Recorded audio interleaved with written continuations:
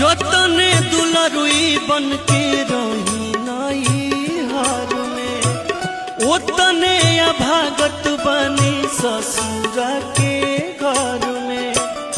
अखिया लागल रहे मधुमखिया, देखले नया पंजो।